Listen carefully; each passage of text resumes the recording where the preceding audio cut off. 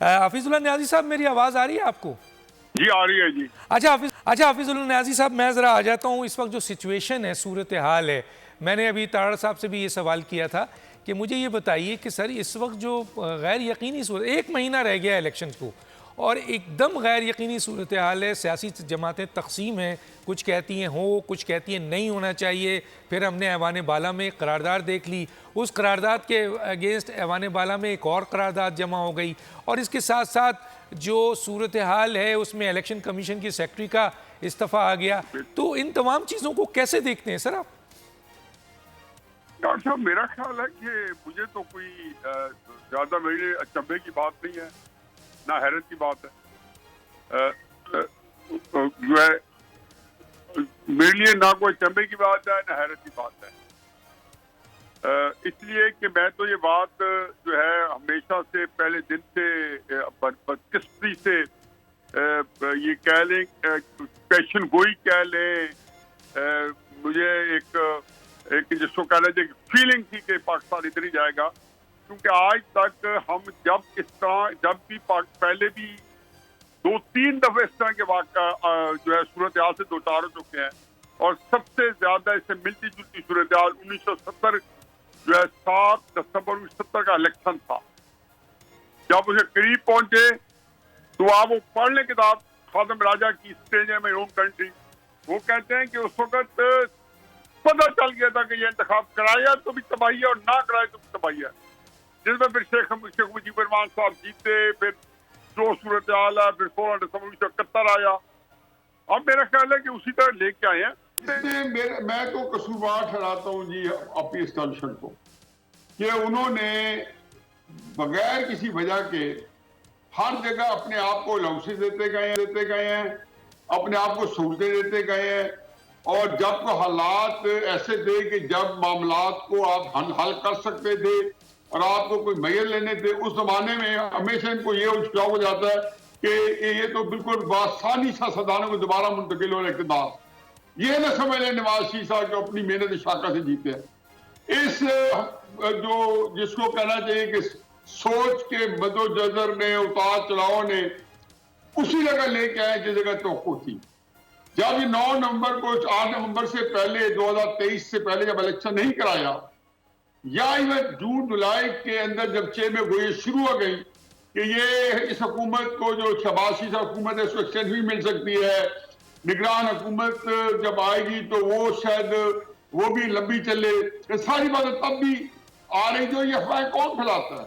ظاہر میری اور آپ کی پھیلائی افواہیں تو ہمارے گھر والوں تک ہی پہنچ سکتی ہیں. جب ملک کے طول میں ایسی افواہیں پھیلتی ہیں یا اس طرح کی خبریں فیڈ کی جاتی ہیں، تو میں یہی مفروضہ ہمارا رہتا ہے کہ جی ادارے جو فیڈ کر رہے ہیں اسے کیا حاصل کرنا چاہتے ہیں. ہو سکتا ہے کہ ان کے سامنے ان چیزوں کو بہت فائدہ ہو. عملاً آپ نے دیکھا ہے کہ جہاں یہ صورتحال لے آئی ہے کہ اب بہت پھنس چکے ہیں. میرے نزدیک میں ایک فکرہ درمیان سے لوگ نکال لیتے ہیں، اس کو عام کر دیتے ہیں، اور جو اصل جو اس کے سیاق و سباق ہے اس سے کوئی غرض نہیں رکھتے. لیکن میں فکرہ پھر بھی کہوں گا ایک اور، کہ اس وقت میرے نزدیک ساری سیاسی جماعتیں اور اسٹیبلشمنٹ وہ ایک فرسٹریشن کا شکار ہے. یہ دیکھو یہ جو فرسٹریشن، اور اس میں ایک بندہ ہے جس کو نہیں فرسٹریشن، اس کا نام ہے عمران خان، اور he has got nothing to lose. اور آپ کو اب بہت کچھ لوز کرنا ہے یا سب کچھ گین کرنا ہے.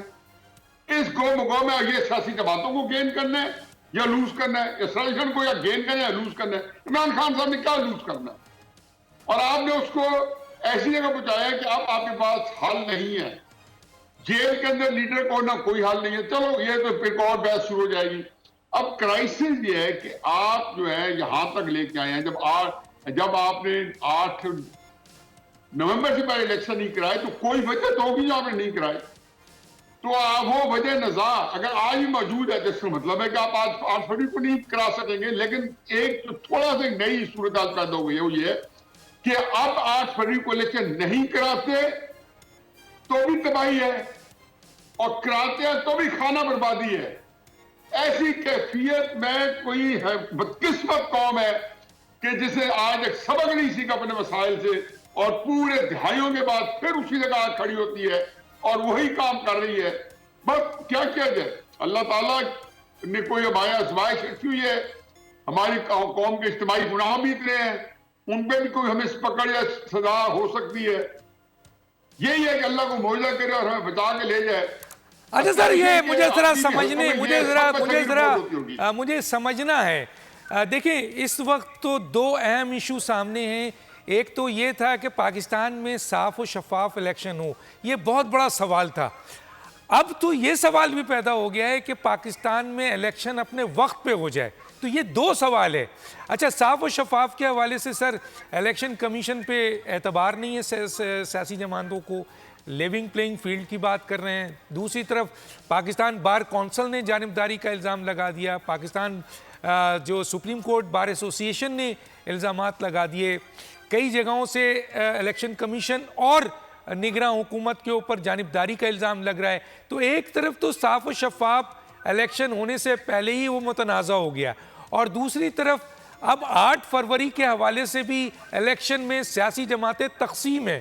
اور تو ایسی صورتحال میں جو آپ نے کہا کہ الیکشن کرائیں تو بھی تباہی ہے اور نہیں کرائیں تو بھی تباہی ہے. اچھا, کرا دیں تو ایسے حالات لگ رہے ہیں کہ الیکشن کے بعد سیاسی عدم استحکام بہت بڑھے گا, کیونکہ اس وقت ہمیں نظر آ رہا ہے کہ بہت سخت اختلافات بڑھ رہے ہیں اور کوئی قومی مفاد میں ایک طرف نہیں ہے, سب اقتدار کے لیے بڑھ رہے ہیں. لیکن سر یہ بھی تو بتائیں کہ نہیں ہوگا تو تباہی کیسے ہوگی؟ ڈاکٹر صاحب, اگر الیکشن نہیں ہوتا تو کس طرح نہیں ہوگا؟ اس سے پہلے دیکھو, وہ ایک کام نہیں کرنا پڑتا, پھر آپ کو کیا کرنا پڑے گا؟ پھر آپ کو قاضی فائد عیسیٰ کی عدالت کو برطرف کرنا پڑے گا.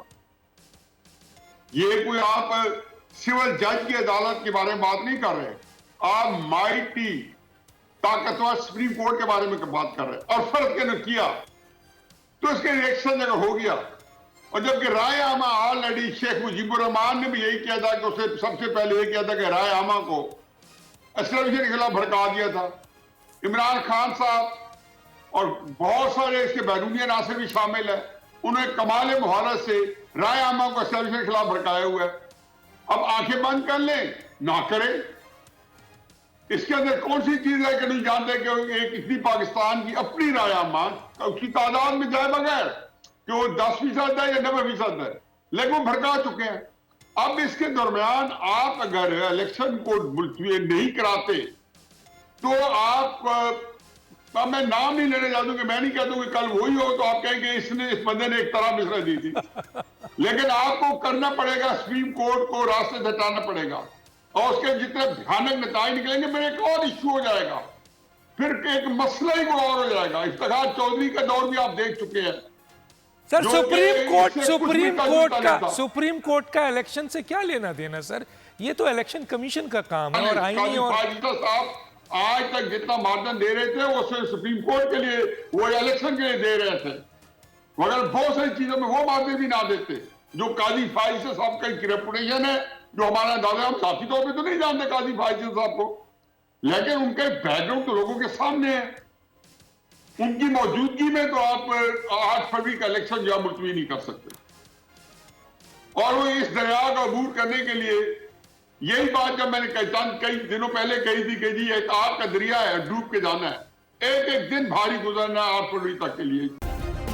سبسکرائب کریں اور بیل دبائیں تاکہ کوئی خبر رہ نہ جائے.